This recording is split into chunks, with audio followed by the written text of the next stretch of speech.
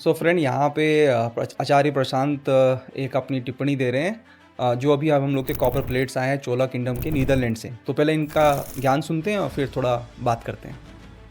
ताम्रपत्र आए हैं नीदरलैंड से जो पीएम मोदी लेकर आए हैं, उनके बारे में क्या कहना चाहते हैं? जो ताम्रपत्र आए हैं नीदरलैंड से, बड़ी मजेदार उनकी कहानी है। तो जो चोल राजा थे, राजा और फिर उनके बाद राजेंद्र, इन्होंने एक गांव ही पूरा दान करा था। किसके लिए? एक बौद्ध संस्थान बनाने के लिए। और ये जो राजा हैं, ये खुद पक्के शैव थे, शिव भक्त। इन्होंने बौद्धों को जमीन दी है कि आओ और आकर बनाओ।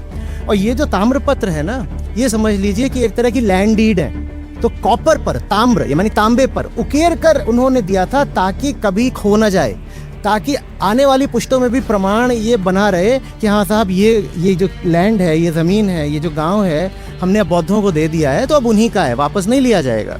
तो आपने सुना, तो इन्होंने एक चीज़ पे तो फोकस किया कि ह्यूमननेस कितना है, और कुछ इनडायरेक्टली इन्होंने ये भी मेंशन किया कि जैसे अभी सोसाइटी में काफ़ी टेंशन हो जाता है, तो उस समय कितना बड़ा दिल हुआ करता। बट इन्होंने एक कन्वीनियंटली एक चीज़ मिस कर दी कि ये जो बौद्ध सिटी दी गई थी, जिसमें कॉपर प्लेट्स पे लिखा हुआ है चोला राज्य की से श्री विजय एम्पायर को, जो कि आज के इंडोनेशिया जकार्ता, जो स्टेट ऑफ मलाक्का अभी भी है, जो स्टेट ऑफ मलाक्का को कंट्रोल करते थे वो लोग। तो जो भी ट्रेड होता था तो चोला के शिप जाते थे, तो ये लोग अटैक करते थे। और फिर इन दोनों में लड़ाई हुई और फिर बाद में संधि हुई। और फिर उन्होंने ऐसा बोला कि to make it a more concrete, आपका जैसे होता है ना कि आपको इंडिया चाइना का लड़ाई है, सब कुछ पता है कि दोनों एंटी हैं, फिर भी $100 बिलियन का ट्रेड है। क्यों? क्योंकि अगर आपने $100 बिलियन का ट्रेड किया हुआ है साथ में, तो आप चाइना को कभी भी इकोनॉमिकली प्रेशराइज कर सकते हो इन केस ऑफ अगर वो फ्रंट में वॉर करते हैं। तो ये सिंपल सा चीज़ है। ऐसे ही उस समय धार्मिक और रिलीजियस थिंग काफ़ी स्ट्रांग हुआ करता था।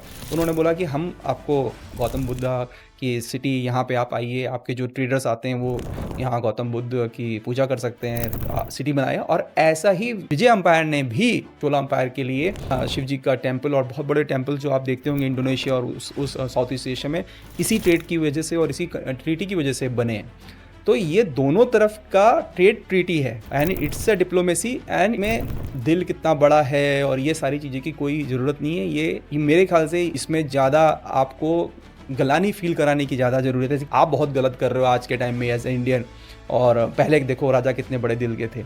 ऐसा नहीं है बिल्कुल। That time also it was a diplomacy and this is also diplomacy. So don't read too much into that.